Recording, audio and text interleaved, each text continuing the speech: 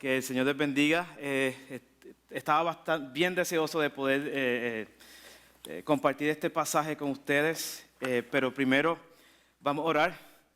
Señor Jesucristo, te damos gracias por tu gran misericordia, por la oportunidad de poder enseñar tu palabra y estar con mis hermanos en la fe y poder ver un pasaje que nos anima, nos exhorta a perseverar en la fe, que nos da gozo, Señor, al saber que el futuro ya está determinado y al final los santos, Señor, tu pueblo, junto contigo, ellos ganan. Señor, y la historia ya está escrita y no hay ninguna razón para nosotros estar en desánimo ni en tristeza, sino en esperanza, sabiendo que al final del día tú vas a traer la total victoria. Así te damos gracias, Dios, en el nombre de Jesús. Amén. Hermanos, el título de este sermón es Alabanza por la total victoria en Salmos 149.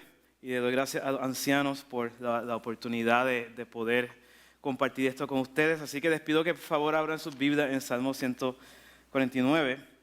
Ustedes recordarán que hemos estado, al menos conmigo, yendo a través de una miniserie, a través de estos últimos 5 salmos, Salmos 149. Así dice la palabra del Señor. Cantad a Jehová cántico nuevo. Su alabanza sea en la congregación de los santos. Alégrese Israel en su hacedor. Los hijos de Sión se gocen en su rey. Alaben su nombre con danza, con pandero y arpa a él canten. Porque Jehová tiene contentamiento en su pueblo. Hermoseará a los humildes con la salvación. Regocíjense los santos por su gloria y canten aún sobre sus camas. Exalten a Dios con sus gargantas y espadas de 2 filos en sus manos, para ejecutar venganza entre las naciones y castigo entre los pueblos, para aprisionar a sus reyes con grillos y a sus nobles con cadenas de hierro, para ejecutar en ellos el juicio decretado. Gloria será esto para todos sus santos. Aleluya. Quizás algunos de ustedes mientras leyeron este salmo están pensando en que qué salmo más extraño. Pasamos como que sin avisarnos de la alabanza hacia la venganza.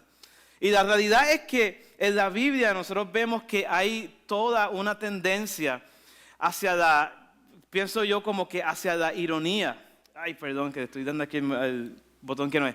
Hacia la ironía, en el sentido de que la ironía es un recurso literario en donde parecería que de momento las cosas van mal, o sea, ya no hay esperanza, pero después termina habiendo una victoria y aquellos que estaban en desventaja, aquellos que estaban sin esperanza, terminan triunfando sobre aquellos que pues tenían todas las de ganar. Por ejemplo, ustedes recordarán, estaba el pueblo de Israel en Egipto, y este faraón estaba oprimiendo a los hijos de Israel allí.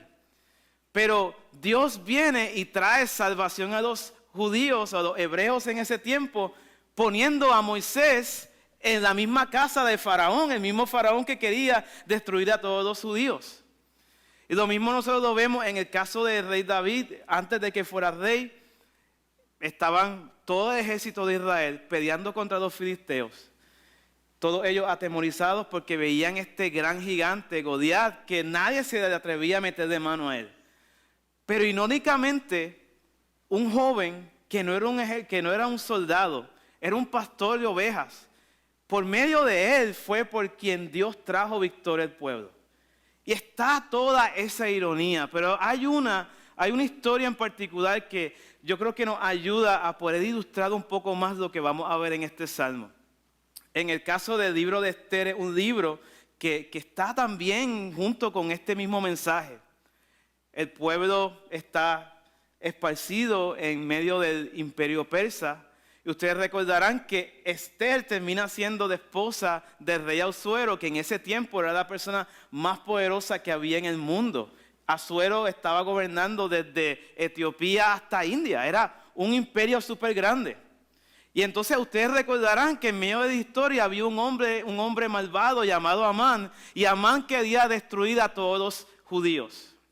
Entonces Amán se inventó y echó suertes, tiró el Purim y dijo, pues vamos a echar suertes para determinar un día, el año que viene, un día en el que todos los pueblos van a ser llamados a atacar y matar a los judíos que estén en sus ciudades. Entonces, si usted conoce de historia, sabrá que Esther ayuda a desenmascarar a Amán, y entonces el rey termina overthrowing o poniendo otro decreto para poder entonces defender y proteger a los judíos.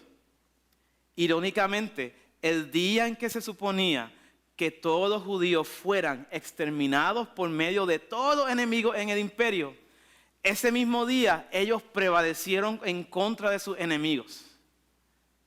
Y entonces, aquellos que estaban abajo terminaron estando arriba.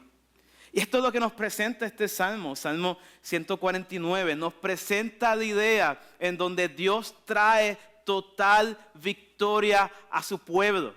No solamente una victoria de que Él los rescata de las garras de sus enemigos, pero Dios los hace reinar sobre sus enemigos.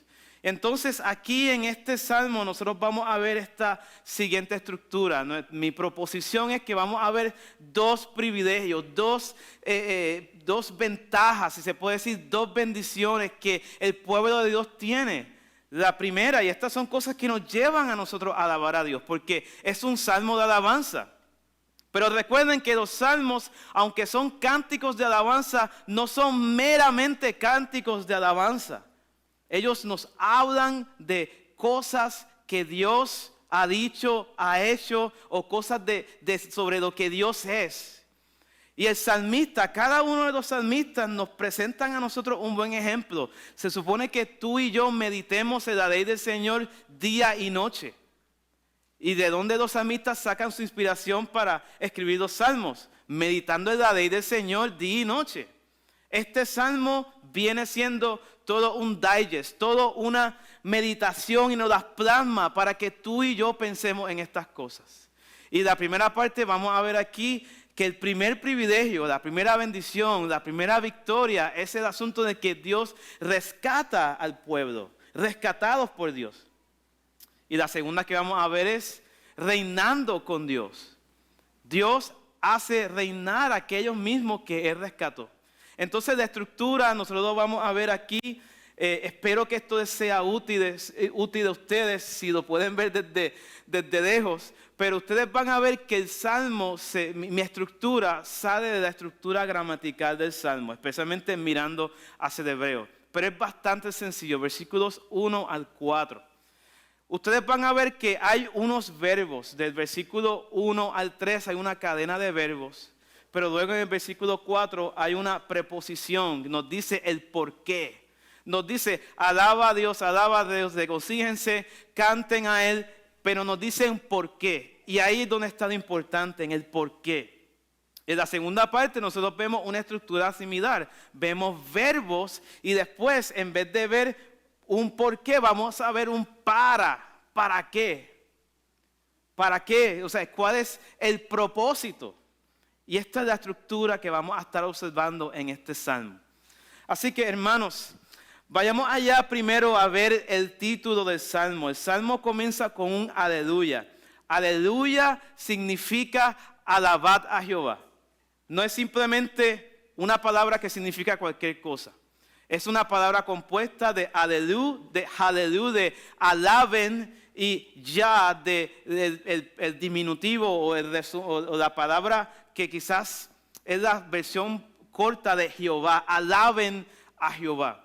Y ustedes recordarán que estos títulos nos muestran que hay una colección de salmos desde el Salmo 146 hasta el Salmo 150. Esos últimos 5 salmos comienzan y terminan con aleluya. Y ese título y el postítulo, si se puede decir así, la última parte, porque comienzan, es como si fuera un sándwich, un emparedado, como si fuera una torta que tiene pan y pan, ¿verdad? Entonces, estos dos aleluya de alguna manera nos señalan hacia el contenido de adentro. Y nos están diciendo, el mensaje que contiene este salmo merece que tú alabes a Dios.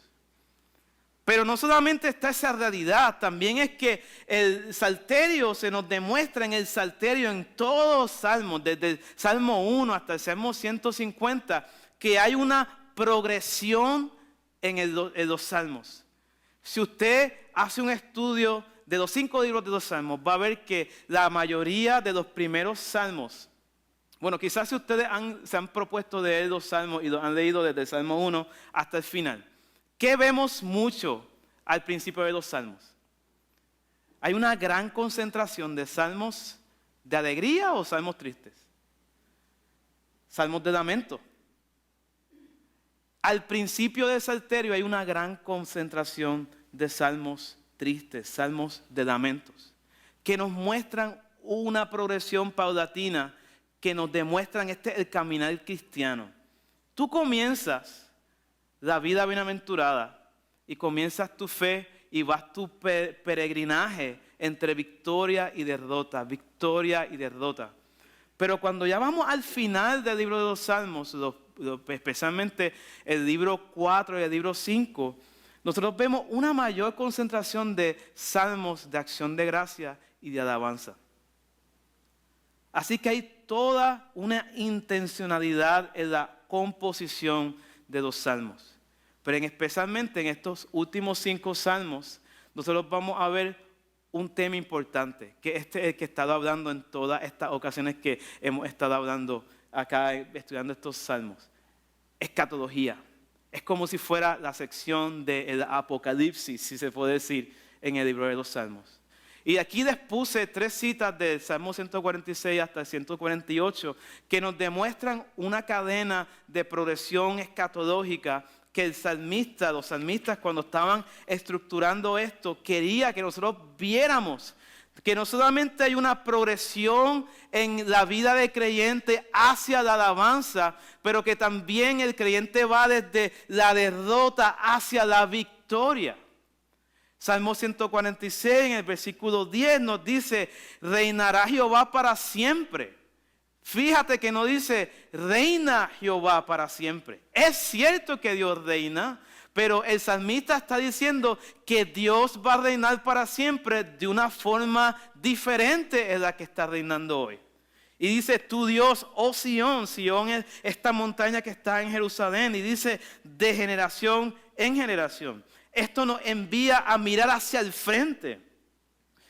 147:2 nos dice, Jehová edifica a Jerusalén en un sentido continuo. Y está diciendo, a los desterrados de Israel recogerá, los está recogiendo. Y vimos hace un tiempo que este salmo está mirando progresivamente hacia algo que Dios va a hacer cuando Dios trabaje con el pueblo de Israel, que hoy está en endurecimiento de corazón, y los vuelva hacia Él. Y Salmo 148, ustedes recordarán que la vez pasada les dejé este punto de este versículo que dice que Él ha exaltado el poderío de su pueblo. Alábelo todos sus santos, los hijos de Israel, el pueblo del cercano.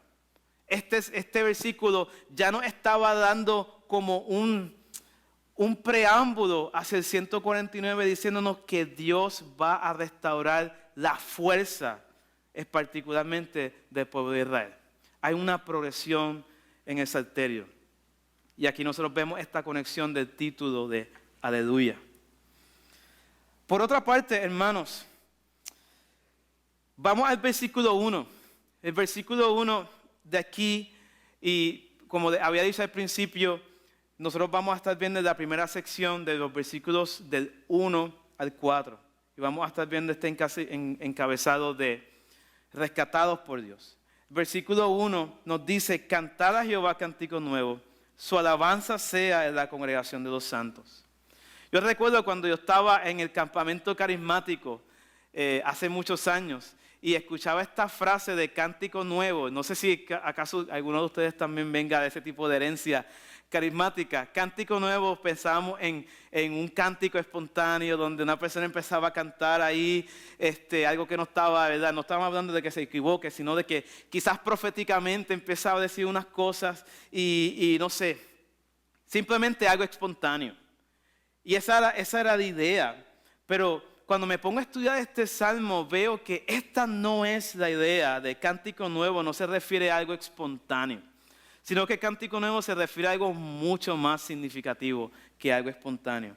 Por ejemplo, hay pocas veces en las que la frase cántico nuevo se utiliza en la Escritura. Por ejemplo, Salmos 33, versículo 3, se trata de un salmo en el que el autor se está refiriendo a Dios como el único salvador en el mundo, diciendo, Dios es el único que puede salvar, aunque todas las naciones de la tierra se levanten contra nosotros, Dios las frustra.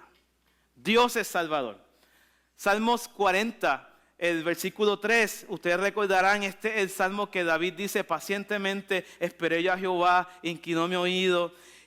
David está diciendo, Dios me sacó de donde yo estaba y puso mis pies sobre la roca y en mi boca puso un cántico nuevo.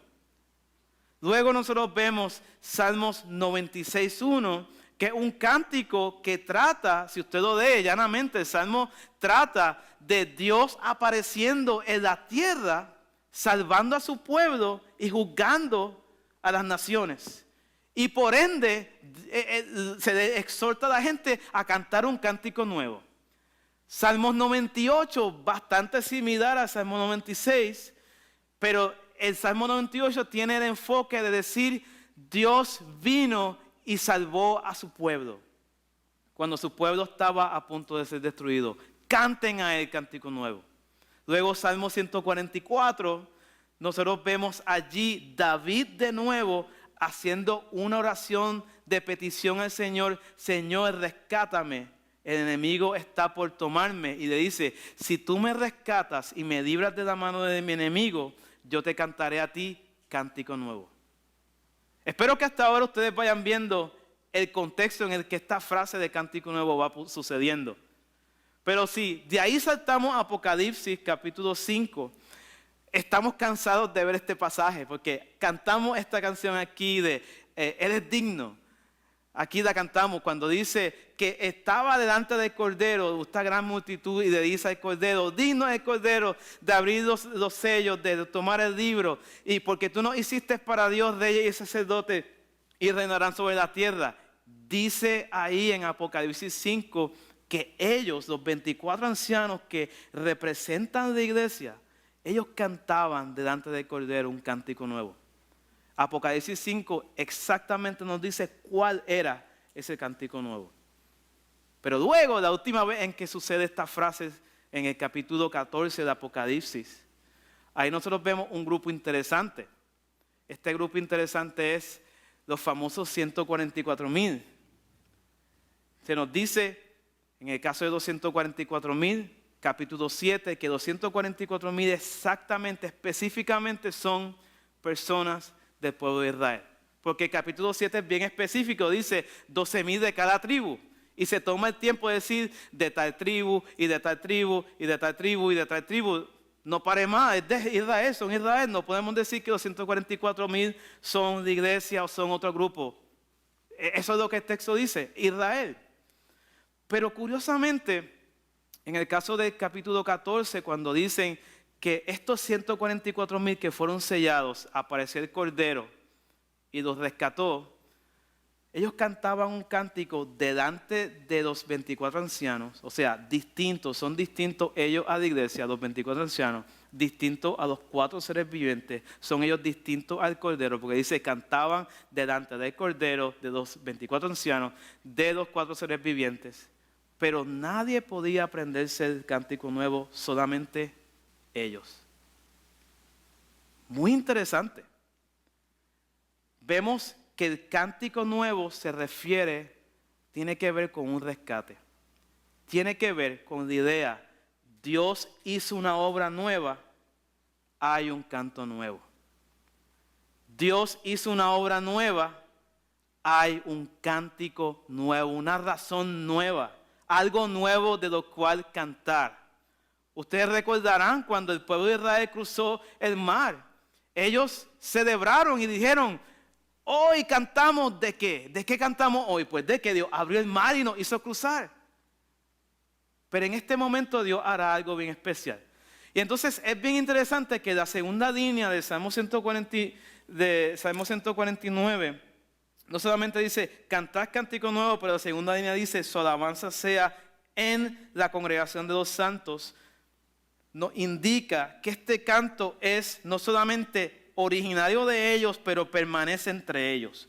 Contrario a los demás salmos que vimos, 146, 147, 148, en donde algunos son canta hacia los demás, otros son cántate a ti mismo, en el caso de Salmo 146. Pero en el caso de 149 es un cántico que estará solamente en medio de ese pueblo. Contrastado con Salmo 148, que se le invita a todo el mundo a cantar, toda la creación, a cantar, a proclamar hacia afuera. Pero en este caso no es tanto de proclamar hacia afuera, sino es que permanece dentro. En el versículo 2, nosotros vemos la idea de alegres Israel en su hacedor. Los hijos de Sión se gocen en su rey. Y es posible, es bien fácil de poder ver este paralelo. Por eso es que pongo estas dos áreas en la parte de abajo, donde estoy diciendo, hijo de Israel, Israel es igual a los hijos de Sión, hacedor. De alguna manera hay un paralelo con la idea de rey. Y obviamente, alégrense o jáctense y gócense o regocíjense en su rey. Hay este gran paralelo entre estas cosas. O sea, ellos son los receptores de estos imperativos que están en el Salmo. De hecho, todos los imperativos que están en el Salmo son para ellos. Y cuando ya nosotros vemos la idea de Dios como hacedor, nos remonta a pensar cuando Dios saca al pueblo de Israel de Egipto. Ellos no hubiesen sido nación, no hubiesen sido nadie si no hubiese sido porque Dios los hizo una nación. Pero no solamente eso, ellos nunca hubieran podido subsistir si no fuera que Dios estuviera sobre ellos como rey. Y ahora en el versículo 3 vemos esta idea de que nos continúa a ayudar a ver que realmente el salmista está pintando para nosotros una imagen de un suceso en específico. Es como una fotografía. Y en el versículo 2 habíamos visto la idea de alegría y de jactancia en el sentido positivo de que me jacto en el Señor, me glorío en el Señor, en mi rey. O sea, Él es la persona más preciosa, más preciada que podemos tener como nación. Pero ahora aquí en el versículo 3 nos da un poquito de más sabor a victoria, una celebración especial. ¿Qué les ha pasado? No sé, me imagino que a todos ustedes les ha pasado en algún momento dado que estaban esperando una buena noticia.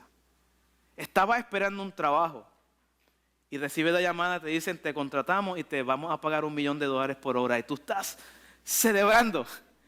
Y o sea, no solamente dice, ay, gracias. No, cuelga la llamada y empieza a saltar, a gritar y a celebrar.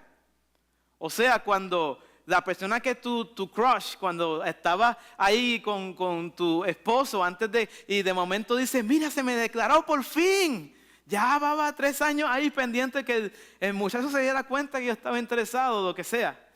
¿Y qué tú hiciste? Celebraste.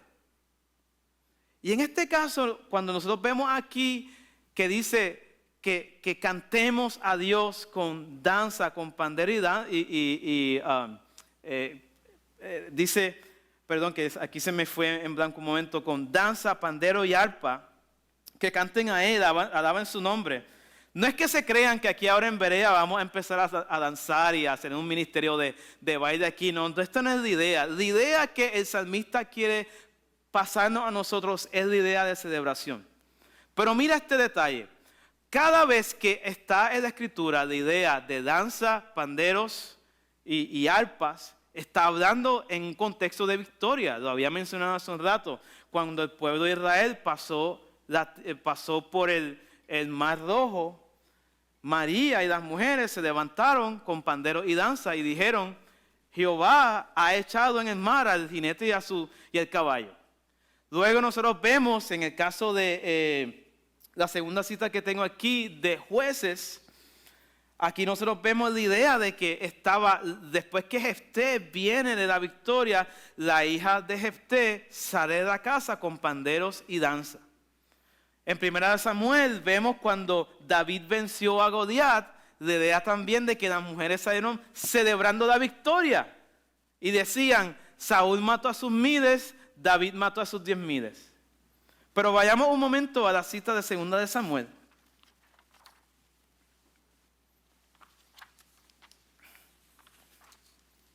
Segunda de Samuel 6:5, lo cual es muy interesante también.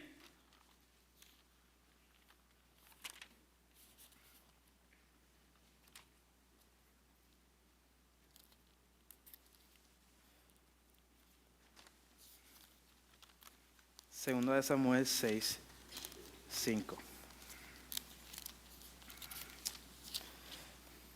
Y entonces, esto es cuando el arca de Jehová iba a Jerusalén, y dice así la escritura, y David y toda la casa de Israel danzaban delante de Jehová con toda clase de instrumentos de madera, de haya, con arpas, salterios, panderos, flautas y címbalos. Y nosotros podemos ver aquí que hay todo un sentido de victoria delante del Señor, que nos ayuda a pintar toda esta imagen que estamos viendo en esta primera sección de rescatados por Dios. Estos instrumentos y este contexto nos invoca toda una idea de regocijo y de victoria.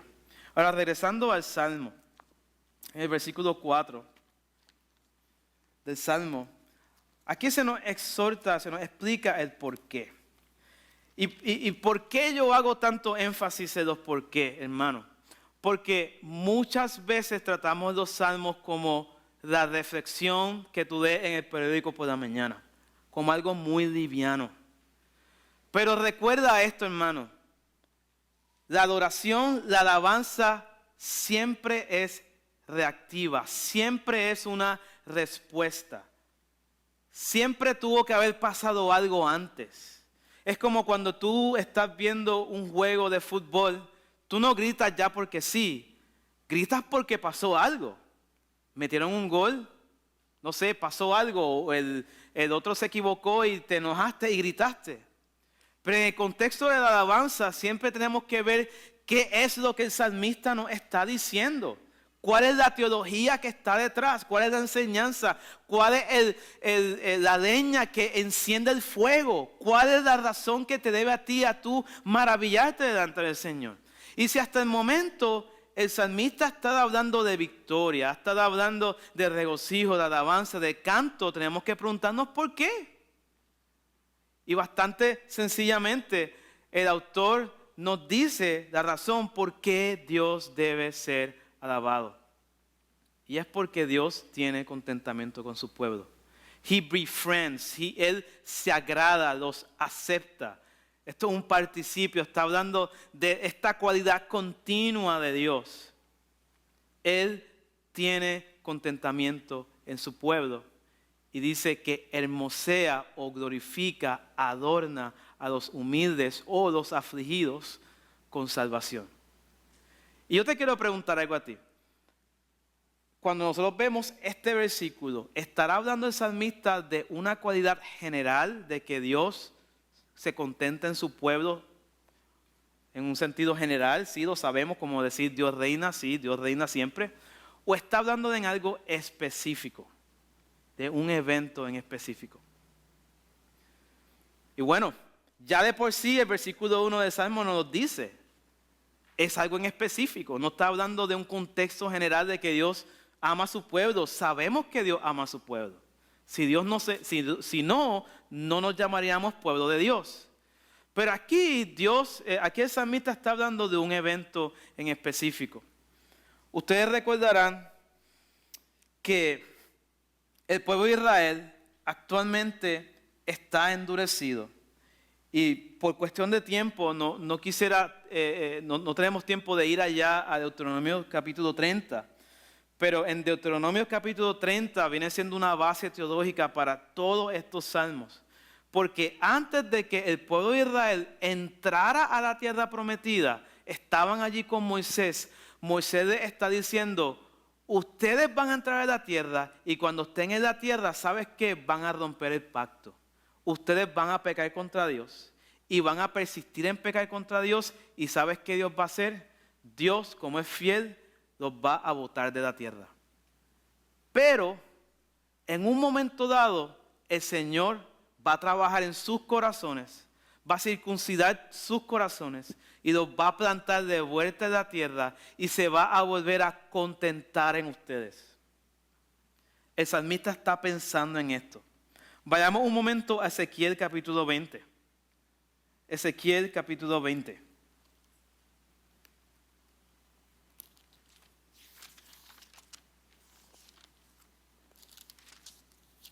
Ezequiel capítulo 20, versículos 40 al 44.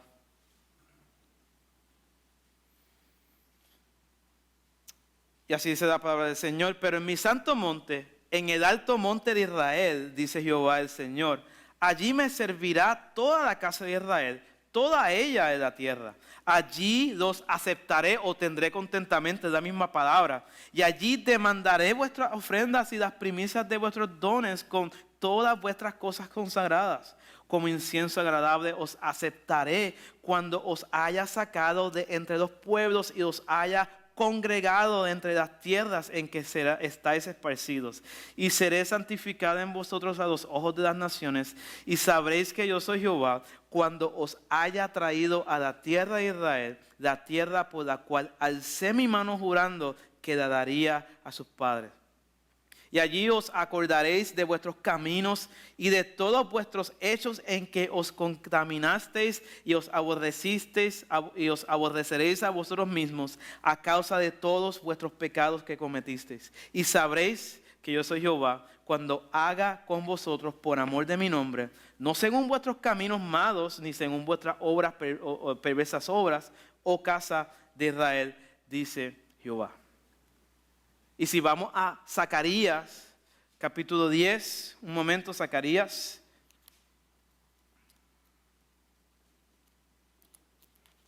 Ese es uno de los profetas menores. Zacarías en el capítulo 10 habla de este mismo evento, versículos 6 y 7. Y nos dice, porque yo fortaleceré a la casa de Judá y guardaré la casa de José, o sea, Israel, y los haré volver porque de ellos tendré piedad y serán como si no los hubiera desechado, porque yo soy Jehová su Dios y os oiré. Y será Efraín como valiente y se alegrará su corazón como a causa del vino. Sus hijos también verán y se alegrarán, su corazón se gozará en Jehová. Ustedes ven que los profetas, tanto como Moisés, están hablando de esta futura restauración del pueblo. Esto todavía no ha ocurrido, pero la Escritura nos habla para que nosotros nos aferremos también en esperanza de que Dios será fiel a todas sus promesas. Pero mira lo tremendo, vimos en la primera línea de aquí de que Dios tiene contentamiento con su pueblo, o sea, volverá Dios a tener misericordia de ellos. Que como nos dice Pablo en Romanos 11, que hoy están ellos en endurecimiento. Pero en la segunda línea del versículo 4, ¿qué nos dice? Hermoseará a los humildes con salvación. Y cuando vemos la palabra salvación, rápidamente decimos, ¡ja! Regeneración, justificación, santificación. Claro, Dios los va a salvar por medio de Cristo. Eso es cierto. Pero esta no es la idea de que el salmista está teniendo aquí. Cuando vemos la palabra salvación en el Antiguo Testamento, la mayoría de las veces no se refiere a soteriología, no se refiere a la transformación de muerte a vida, más bien se refiere a un rescate. Nosotros lo vemos, por ejemplo, si tuviéramos tiempo, pero si vas, por ejemplo, aquí a Éxodo, capítulo 14, versículo 13, cuando el Señor está por sacar al pueblo de Israel de Egipto, Moisés les dice a ellos, tranquilo, hoy van a ver la salvación de Jehová. ¿Se refiere eso a un evento soteriológico? No, está diciendo, los egipcios nos están persiguiendo, tenemos el mar delante de nosotros, pero tranquilo, hoy vamos a ver el rescate de Dios.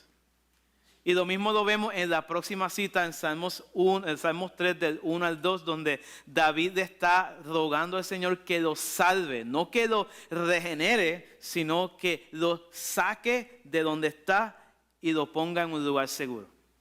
Entonces, ¿cuál es el evento que el salmista está pensando de los versículos 1 al 4? Y aquí el reto viene siendo el siguiente. ¿Cómo todo esto se conecta con la Escritura? Porque estamos viendo como un versículo a la vez y ahora decimos, ¿cómo armamos todo este rompecabezas? Porque, estamos hablando de cánticos, estamos hablando de danza, pero ¿qué está diciendo el salmista? Bueno, hermanos, déjame darte un pequeño paseo para ponernos en órbita del momento. Ustedes saben, capítulo 5 de Apocalipsis, ya en este momento que todavía no ha ocurrido, la iglesia en el capítulo 4 de Apocalipsis, ya la iglesia ha sido raptada. Hay un rapto, la iglesia está en el cielo y estamos aquí cantando delante del Cordero.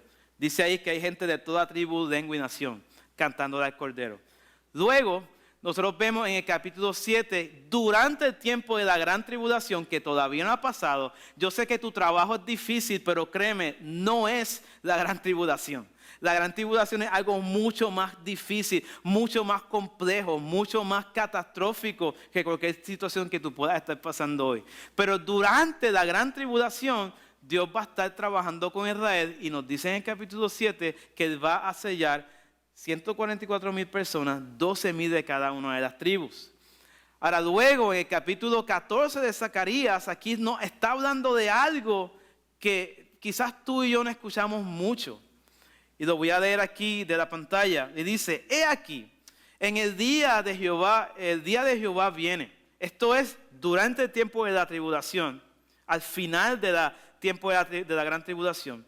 En medio de ti serán repartidos tus despojos, porque yo reuniré a todas las naciones para combatir contra Jerusalén. La ciudad será tomada y serán saqueadas las casas, violadas las mujeres, y la mitad de la ciudad irá en cautiverio. Mas el resto del pueblo no será cortado de la ciudad.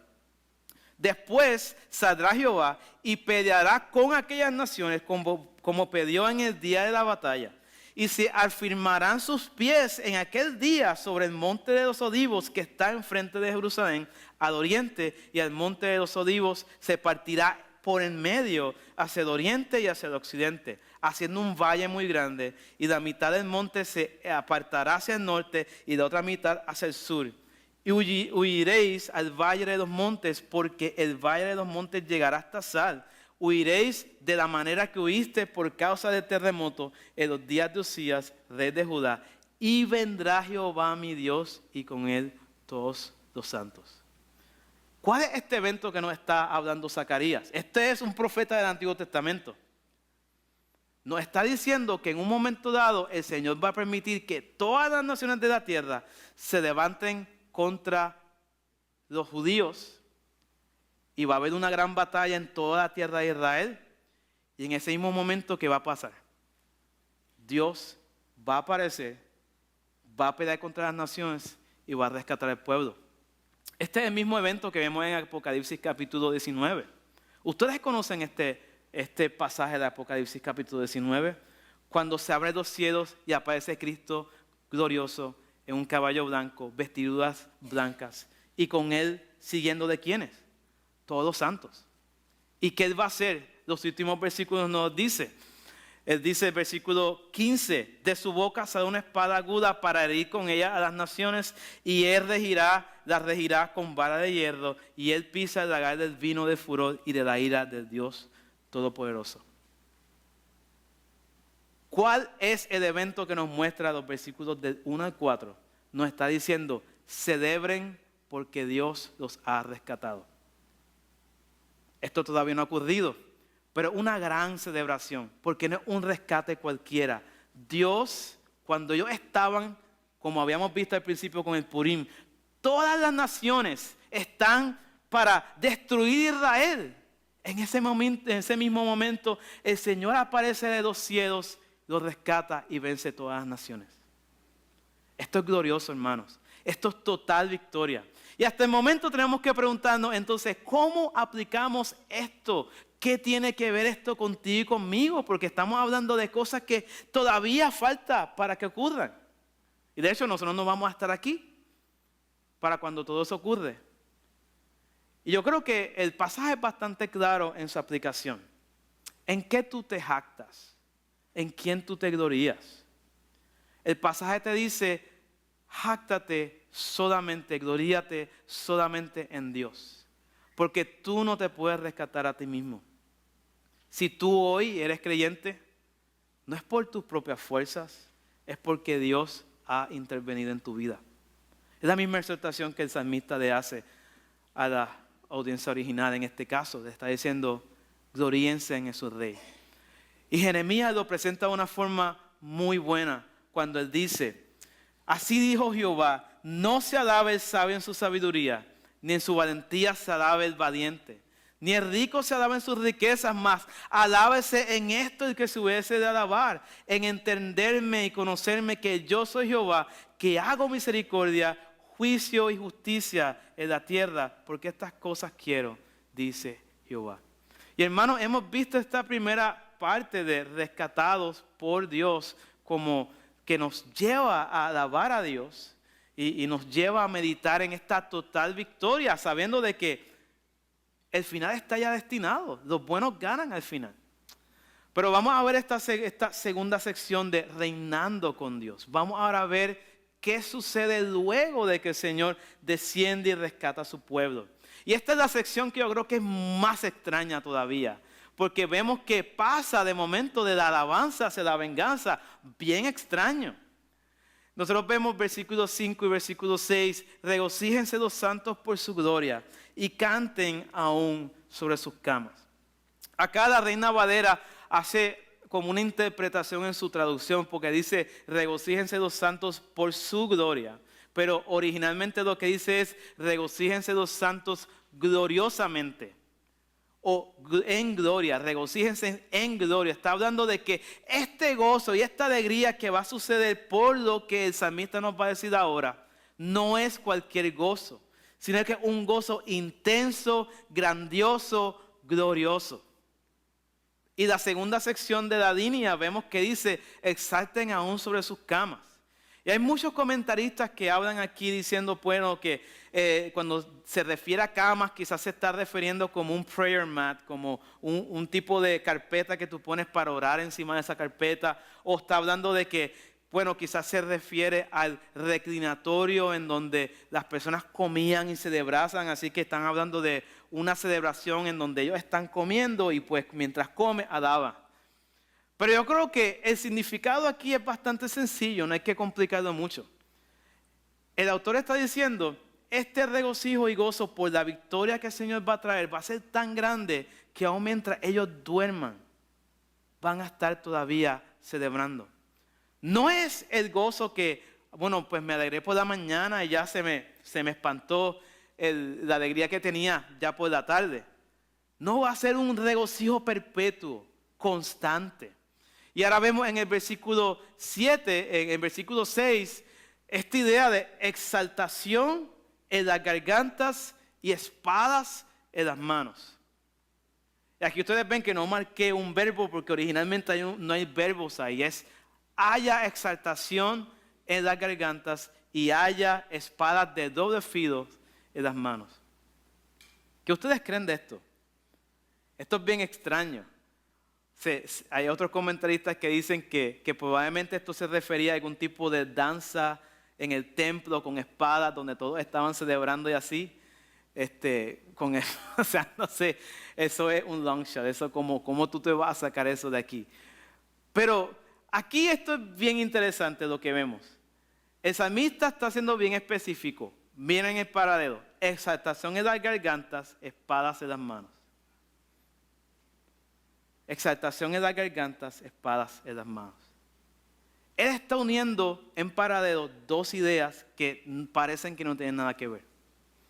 Pero lo que el salmista está diciendo es que tan apropiado es para el pueblo de Dios que le alabe a Dios, como que tan apropiado es que el pueblo de Dios gobierne con Dios. Siempre que pensamos en esta idea de espada, de doble filo en el Antiguo Testamento, pensamos en juicio, estamos pensando en gobierno, estamos hablando de justicia. Tan apropiado es para el pueblo de Dios que le alabe a Dios como que el pueblo de Dios gobierne con Dios, sojuzgue y gobierne la tierra. Este pasaje no está hablando de la guerra espiritual. Yo recuerdo también cuando estaba en el campamento de los carismáticos que veíamos este pasaje y era para decir, hermano, tú tienes que alabar al Señor porque la alabanza somete las huestes espirituales y los demonios y los ata y yo no sé qué rayo. Pero esto no es lo que el pasaje está diciendo. Claro que sí hay una guerra espiritual, pero el pasaje no está diciendo esto. El pasaje está diciendo que hay total unidad entre la alabanza y la obediencia. Por ejemplo, el pueblo de Israel, ellos tenían que entrar a Israel y gobernar toda esa región. Pero porque ellos no destruyeron las naciones que estaban allí, les fue por desobediencia. Así que tú no puedes decir, bueno, voy a alabar a Dios aunque no obedezca a Dios. Pero el salmista está diciendo, no, hay total unidad entre las dos ideas. El pueblo de Israel, el pueblo de Dios, perdón, de la misma forma en la que exalta a Dios, tiene que obedecer y andar con las espadas de dos filos en sus manos. Ahora veamos aquí esta otra parte, los versículos del 7 al 9. Cuando vemos aquí la idea de esta preposición de propósito, de para. Ok, nos regocijamos, cantamos, exaltamos a Dios. ¿Pero por qué? Bueno, para esto. Y el pasaje aquí dice, para ejecutar venganza entre las naciones y castigo entre los pueblos, para aprisionar a sus reyes con grillos y a sus nobles con cadenas de hierro, para ejecutar en ellos el juicio decretado. Gloria será esto para todos sus santos. ¿Y qué ustedes creen que el salmista está diciendo? ¿A qué se refiere esto? Bueno, este pasaje dice lo que este pasaje dice. Bastante sencillo. Él está diciendo que el pueblo de Dios tiene la tarea de ejecutar el juicio de Dios. No ahora, sino después, obviamente. Y está diciendo que van a haber naciones que van a estar sujetas al pueblo de Dios. Esta es la idea sencilla que vemos aquí. Y nosotros lo podemos ver por la repetición específica y el énfasis que está aquí. Dice ejecutar venganza, castigo. Está hablando de aprisionar, de poner cadenas. Está hablando de pueblos, naciones. Y las palabras que están ahí detrás, está hablando de heathen. En el caso en el inglés, está hablando de naciones paganas. Pueblos distintos al pueblo de Dios. Y después viene bien específico, dice reyes y nobles. Y después cierra de nuevo como con un sándwich, con el pan, diciendo ejecutar en ellos el juicio decretado. Y esto aquí nos está hablando de que la venganza y el castigo no proviene del pueblo, por lo tanto no es un castigo caprichoso. Es un castigo de un juicio que Dios decretó. Una condena de acuerdo con el Dios justo. Y al final nos dice que esto será gloria para todos los santos. Y esta es la tercera vez que se repite esta palabra santos. Que nos está hablando de gente regenerada, gente que está de acuerdo con el pacto de Dios, que son fieles, que son santos como Dios. Y esto parece ser todo bien extraño porque quizás muchos de nosotros no estamos acostumbrados a ver en la Escritura. ¿Qué evento es este? Y espero que tú, si tú estás aquí, estás prestando atención, que tú te preguntes eso. ¿A qué se refiere esto de apresar gente? Está diciendo el salmista que vayamos allí a Castaic con espada y capturemos a la gente allí y los convirtamos así como hicieron los españoles y la gente así con las cruzadas así. ¿Se referirá a esto el salmista? Definitivamente no. Pero vamos a ver. ¿Cómo conectamos esto con el resto de la Escritura? Y tenemos que situarnos de nuevo en esta perspectiva de la cronología escatológica. Hemos visto al principio que el Señor descendía de los cielos y rescataba al pueblo de Israel, y Él comenzaba a reinar desde Sión de una forma especial que todavía no lo ha hecho. Tenemos que ver lo siguiente. Primero, que el Señor Jesucristo dice en Apocalipsis 3:21, al que venciere le daré que se siente conmigo en mi trono, así como yo he vencido y me he sentado con mi Padre en su trono. De alguna manera esto ya nos está abriendo la idea de que parte del plan de Dios para con su pueblo es que su pueblo reine con Él. Tú sabes eso. Tú sabes eso. Parte de lo que viene al final es que vamos a reinar con Cristo. Y precisamente es lo que el Salmo nos está hablando. Deuteronomio 28, del 9 al 10, Moisés está hablando de cuál es el propósito de Dios con el pueblo. Ellos todavía no han entrado a la tierra prometida, pero Dios les está diciendo, este es el propósito de ustedes. Te confirmará Jehová por pueblo santo suyo, como te lo ha jurado, cuando guardarás los mandamientos de Jehová tu Dios y anduvieres en sus caminos, y verán todos los pueblos de la tierra que el nombre de Jehová es invocado sobre ti y te temerán. Luego lo vemos en Isaías 60, un capítulo hermoso, y dice, y extranjeros edificarán tus muros y sus reyes te servirán, porque en mi ira te castigué, mas en mi buena voluntad tendré misericordia de ti. Tus puertas estarán de continuo abiertas, no se cerrarán de día ni de noche, para que a ti sean traídas las riquezas de las naciones y conducidos a ti sus reyes. Porque la nación o el reino que no te sirviere perecerá y de todo será asolado. Amós, otro de los profetas, dice, en aquel día yo levantaré el tabernáculo caído de David y cerraré sus portillos y levantaré sus ruinas y lo edificaré como en el tiempo pasado, para que aquellos sobre los cuales es invocado mi nombre posean que el resto de Edom, o sea, las demás naciones y todas las naciones, dice Jehová, que hace esto. Luego vemos en un profeta que quizás muchos de ustedes no habían escuchado antes, o algunos de ustedes, perdón, no habían escuchado antes, Abdías. Un solo capítulo, es tremendo lo que está en ese libro de Abdías. Y al final vemos aquí como lo que hemos estado hablando, que se vira la tortilla, pero en este caso es un tortillón, o sea que el pueblo de Israel había sido destruido y atacado por Edom cuando Babilonia lo estaba conquistando. Pero Dios les dice a ellos lo siguiente: mas en el monte de Sión habrá un remanente que se salve y será santo, y la casa de Jacob recuperará sus posesiones. La casa de Jacob será fuego. Mira esta imagen. La casa de Jacob será fuego, y la casa de José llama, y la casa de Saúl estopa, y quemarán y los consumirán.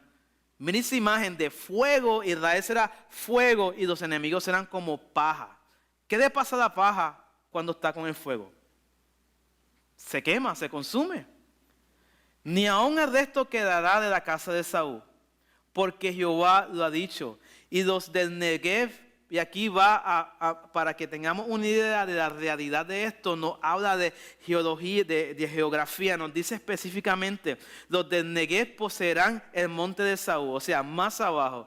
Y los del Cefela hacia los filisteos poseerán también los campos de Efraín, los campos de Samaria y Benjamín a Galaad. Y los cautivos de este ejército, de los hijos de Israel, poseerán lo de los cananeos hasta Sarepta, y los cautivos de Jerusalén que están en Sefarat poseerán las ciudades del Negev al sur, y subirán salvadores al monte de Sión para juzgar al monte de Saúl, y el reino será de Jehová. Apocalipsis 20, después de que el Señor Jesucristo desciende de los cielos, destruye las naciones, y el capítulo 19 terminaba diciéndonos con esta batalla en donde habían gente de todas las naciones, de los ejércitos que estaban muertos, y vinieron las aves del cielo y se los comieron. Capítulo 19, capítulo 20 comienza aquí con lo específico de cuándo esto va a suceder. Este reinado que habla en el versículo del 5 al 9, del Salmo 149, de 5 hasta el final, está hablando de un reinado que sucederá durante el reino milenial. Y así dice Apocalipsis 20. Vio un ángel que descendía del cielo con la llave del abismo y una gran cadena en la mano, y prendió al dragón, la serpiente antigua, que es el diablo y Satanás, y los ató por 1000 años. Y lo arrojó al abismo y lo encerró y puso su sello sobre él para que no engañase más a las naciones. Noten eso. Hasta que fuesen cumplidos 1000 años.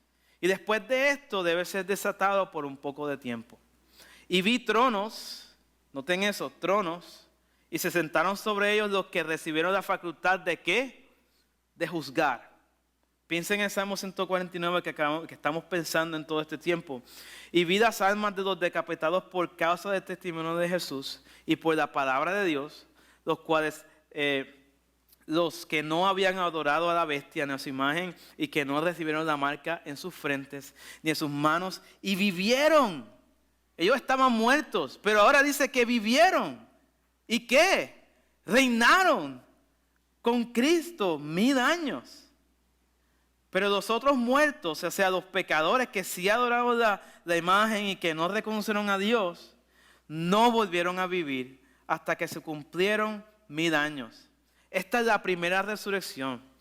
Bienaventurado el que tiene parte de la primera resurrección, la segunda muerte no tiene potestad sobre estos, sino que serán sacerdotes de Dios y de Cristo y reinarán con él 1000 años. Y si continúas leyendo aquí en el capítulo 20, vas a ver que se hace esta distinción entre el pueblo de Dios durante el milenio y las demás naciones. Que eventualmente cuando suelten al diablo, el diablo las engañará y las reunirá de nuevo todas ellas para levantarse contra Dios en la tierra prometida. Y finalmente vendrá otra gran batalla en donde ellos serán destruidos. Y de ahí comenzarán capítulo 21. Con cielo nuevo y tierra nueva, y ya de ahí en adelante no habrá más muerte, ni tristeza, ni pecado, ni nada. Pero claramente aquí en Salmo 149 nos está hablando de estos dos eventos. Dios va a rescatar al pueblo. Cuando parece que no hay esperanza, el Señor aparecerá desde los cielos, los rescatará. Y no solamente los rescatará dándoles esa victoria, los va a poner a reinar sobre las naciones. Esto es tremendo, hermanos. Y vemos aquí cómo todo esto se conecta con la Escritura. Pero tenemos que preguntarnos, ¿cómo aplicamos esto? ¿Qué tiene que ver esto contigo y conmigo? Pues hemos visto estos dos privilegios, pero en particular porque la aplicación de nuevo, hay gente que piensa que el milenio ya pasó, por lo tanto hoy tenemos que tomar espadas y cristianizar el mundo. Y eso no es lo que el pasaje nos está diciendo. Claro que sí tenemos que ir por el mundo y predicar el evangelio. Pero este pasaje no está diciendo que tenemos que ir allá a las tribus de donde sea, ir allá abajo a Hollywood, a West Hollywood y a matar a quien no se quiera arrepentir y obligarte, convierte a Cristo o te mueres. Esto no es lo que el pasaje está diciendo, porque no estamos en esa dispensación. Hay gente que está diciendo que ahora mismo estamos en el milenio.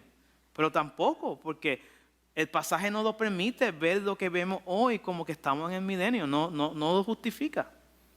Pero si este pasaje está hablando de algo futuro, ¿qué tú y yo podemos hacer hoy? Y bueno, hermanos, yo con el corazón en la mano te quiero rogar lo siguiente. Es un pasaje que te lleva a ti a perseverar. Porque como te dije al principio, hay una gran ironía porque parece que siempre en la historia bíblica el pueblo de Dios está ya a lo último, parece que tiene todas de perder. Pero Dios siempre sale al rescate. En este caso, segunda de Timoteo, el apóstol Pablo estaba en la cárcel y Timoteo tenía muchas tentaciones. Él era joven.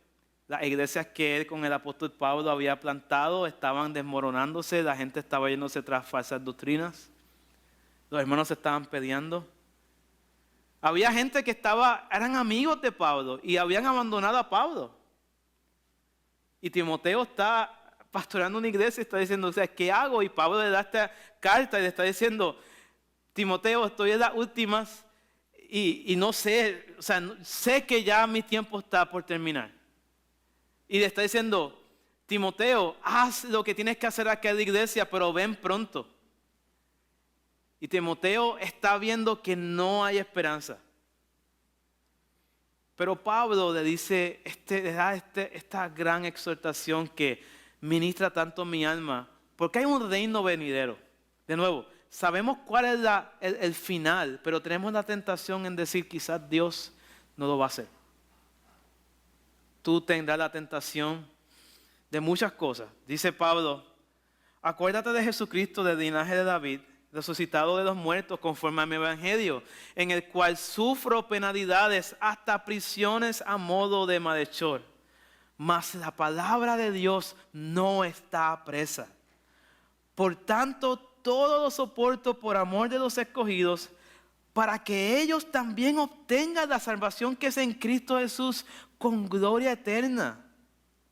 Esta gloria que vimos en este salmo, Pablo la está pensando, está diciendo, va a haber esta victoria y yo quiero obtener eso y yo sufro lo que tenga que sufrir para que muchos más obtengan eso. Y viene Pablo, le da quizás himno, no estamos muy seguros, pero probablemente es un himno que nos habla de el struggle, la lucha que pasa el creyente mientras espera esta gloria venidera. Y Pablo le dice, si somos muertos con Él, también viviremos con Él. Si sufrimos, también reinaremos con Él. Si le negáremos, Él también nos negará. Si fuéramos infieles, Él permanece fiel. Él no puede negarse a sí mismo. Y hermanos, el final ya está escrito. Los buenos ganan, porque Dios es Dios. Él determinó el final. Pero la pregunta que yo te quiero hacer a ti es si tú vas a perseverar hasta el final. Porque Dios lo va a hacer. Pero tú vas a estar tentado en decir, Dios me está prometiendo villas y castillas, pero hoy yo no estoy seguro si va a ser fiel a su palabra. Estoy siendo tentado por el pecado, estoy siendo tentado por tal o cual cosa.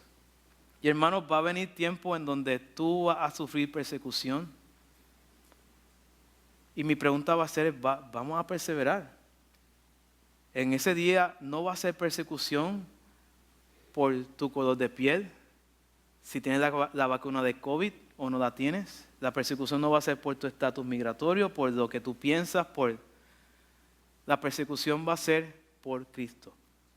Y mi pregunta es, si tú vas a ser de fiel, si tú le vas a negar, si tú niegas a Dios, Cristo te negará delante del Padre y va a decir, yo no te conozco, fuera de aquí, siervo malo, jamás os conocí.